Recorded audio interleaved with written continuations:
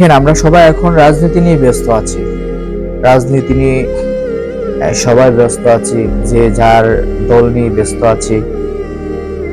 ওইদিকে আমাদের ইসলামের জন্য যে সমস্ত মানুষদেরকে দরকার তাদেরকে গুম করা হচ্ছে, তাদেরকে ধরে নিয়ে যাইতেছে, অথচ আমাদের কোনো খবর নেই।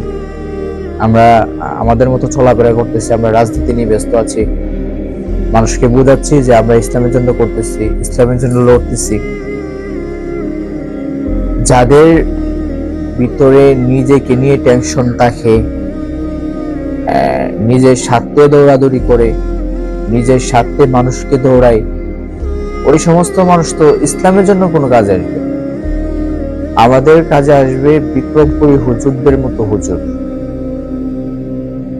ওনাদের মতো হুজুর আমাদের দরকার, ইসলামে ওনাদের মতো হুজুর আমাদের দরকার। দেখেন, আপনি দল করেন, সমস্যা নাই, বিভিন্ন দল করতেই পারেন, বিভিন্ন আকিদা আপনারা লালন পালন করতে পারেন। তবে আমরা তো দিন শেষে মুসলমান, তাই না? মুসলমান হচ্ছে ভাই ভাই। তো আমরা ওইভাবে চলাফেরা করি, আমরা এক হয়ে চলাফেরা করি। আমি এই দল করতেছি, ওই দল দেখতে পারি না, হিংসা। আপনি পারলে বুঝিয়ে যদি আনতে পারেন, না হিংসা দিয়ে তো কোনো কিছু করা সম্ভব না। এই জন্য বারবার একটা কথাই বলবো, আমরা কিন্তু এখনো চুপ হয়ে আছি।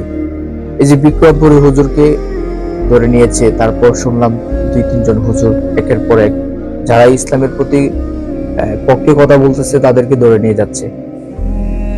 আমরা চুপ হয়ে আছি।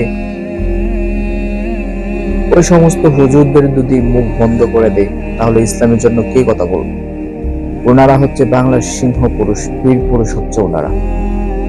এই জন্য আমি একটা কথাই বলবো যে আমাদের উচিত ওই সমস্ত হুজুরদের জন্য আন্দোলন করা, ওই সমস্ত হুজুরদের পাশে গিয়ে দাঁড়ানো। আমরা কি করতেছি? চুপ হয়ে আছি। আরে ভাই, আজকে ওনাকে ধরে নিয়েছে, কালকে আপনাকে নিবে, পরশু আমাকে নিবে।